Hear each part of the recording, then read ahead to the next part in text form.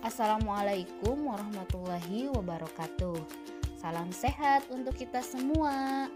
Perkenalkan, kami peserta Lasar CPNS PPSDM Regional Bandung Angkatan 21 Kelompok 4. Pada kesempatan kali ini, kami akan menjelaskan materi tentang isu global, yaitu korupsi. Yuk kita simak penjelasannya. Materi yang akan kami sampaikan terdiri dari pertama, pra-analisis dengan mengidentifikasi isu-isu korupsi menggunakan metode pentahelix. Yang kedua, pemecahan isu korupsi dengan metode USG. Yang ketiga, analisis akan masalah dengan menggunakan metode fishbone. Dan yang terakhir, terdapat tabel penyelesaian isu dengan analisis SWOT. Nah, sebenarnya apa itu korupsi? Menurut Undang-Undang Nomor 31 Tahun 1999, korupsi adalah tindakan setiap orang yang melawan secara hukum untuk melakukan perbuatan memperkaya diri sendiri atau orang lain yang dapat merugikan negara maupun perekonomian negara. Selanjutnya, beberapa teori penyebab korupsi. Yang pertama, ada teori triangle fraud oleh Donald R. Tracy, bahwa korupsi itu disebabkan karena adanya tekanan atau pressure, kesempatan atau opportunity, dan rasionalisasi. Yang kedua, teori Ghosn oleh Jack Bologni. Menurut teori ini, korupsi bisa disebabkan oleh adanya keserakahan, kesempatan, kebutuhan, dan pengungkapan. Yang ketiga ada teori CDMA oleh Robert Christgard, bahwa korupsi terjadi karena adanya kekuasaan dan monopoli. Yang terakhir, teori willingness dan opportunity, bahwa korupsi terjadi karena adanya kesempatan akibat kelemahan sistem atau kurangnya pengawasan, serta keinginan yang didorong karena kebutuhan atau keserakahan.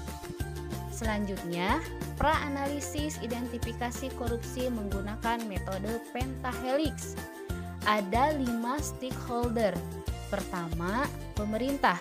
Kurang tegasnya penegak hukum dan pemerintah di Indonesia dalam mengatasi kasus-kasus korupsi yang ada, terutama dalam membuat kebijakan mengenai hukuman bagi para koruptor. Contoh kasus, Menteri Sosial Juliari Batubara korupsi dana bantuan sosial COVID-19 sebesar 14,5 miliar dalam 3 mata uang. Yang kedua, akademisi. Kurangnya pendalaman materi atau didikan moral mengenai sikap dan perilaku anti korupsi. Contoh kasus, Bupati Cianjur Irfan Rifano Muchtar sebagai tersangka kasus korupsi pemotongan dana alokasi khusus bidang pendidikan di Kabupaten Cianjur, sekitar 14,5% dari total 46,8 miliar rupiah. Yang ketiga, pengusaha. Kurangnya rasa peduli para pengusaha dalam membantu negara mengatasi korupsi. Bahkan, tidak sedikit pengusaha di Indonesia ikut terjun menjadi pelaku korupsi. Contoh kasus, Menteri Kelautan dan Perikanan Edi Prabowo melakukan suap terkait perizinan ekspor benih lobster sebesar uang tunai 52,4 miliar rupiah. Yang keempat, masyarakat. Perasaan tidak puas atas apa yang didapatkan dari penghasilan, keserakahan, dan kurangnya kesadaran akan akibat dari korupsi. Yang terakhir, media. Lebih banyak memberikan informasi mengenai kasus korupsi yang sedang hangat terjadi dibandingkan dengan menginformasikan bahayanya korupsi bagi negara. Selanjutnya, analisis menentukan prioritas dengan metode USG. USG adalah salah satu metode scoring untuk menyusun urutan prioritas isu yang harus diselesaikan. Pada tahap ini, masing-masing masalah dinilai tingkat resiko dan dampaknya. Urgensi, yaitu seberapa mendesak isu tersebut. Seriousness yaitu seberapa serius isu itu perlu dibahas, dan growth yaitu seberapa besar kemungkinan masalah itu akan berkembang. Di sini kami akan menganalisis 5 isu. Kami menggunakan skala 1 sampai 5. Skala 1 artinya sangat kecil, 2 artinya kecil, 3 sedang, 4 besar, dan 5 sangat besar. Yang pertama, kurang tegasnya penegak hukum dan pemerintah di Indonesia dalam kasus-kasus korupsi yang ada, terutama dalam membuat kebijakan mengenai hukuman kepada para koruptor. Kami memberikan poin 5 pada urgensi, 5 pada seriousness, dan 5 pada growth, dengan total 15. Yang kedua, kurangnya pendalaman materi atau didikan moral mengenai sikap dan perilaku anti korupsi. Poinnya 4 pada urgensi, 4 pada seriousness, dan 5 pada growth, totalnya 13. Yang ketiga, kurangnya rasa peduli para pengusaha dalam membantu mengatasi korupsi. Poinnya adalah 4 pada urgensi, 4 pada seriousness, dan 4 pada growth, totalnya 12. Nomor 4, perasaan tidak puas atas apa yang didapatkan, keserakahan, dan kurangnya kesadaran akan akibat dari korupsi. Kami memberi poin 3 pada urgensi, 2 pada seriousness, dan 3 pada growth, totalnya 7. Dan yang kelima, lebih banyak media memberikan informasi korupsi yang sedang hangat terjadi dibandingkan dengan menginformasikan bahaya korupsi bagi negara. Kami memberi poin 2 pada urgensi, 2 pada seriousness, dan 2 pada growth, dengan total 6. Analisis isu melalui metode Fishbone. Diagram Fishbone adalah salah satu metode untuk menganalisis penyebab dari sebuah masalah. Pada umumnya, faktor-faktor penyebab potensial dari suatu masalah di dalam diagram Fishbone terdiri dari 5M dan 1E, yaitu man, method, material, machine, measurement, dan environment.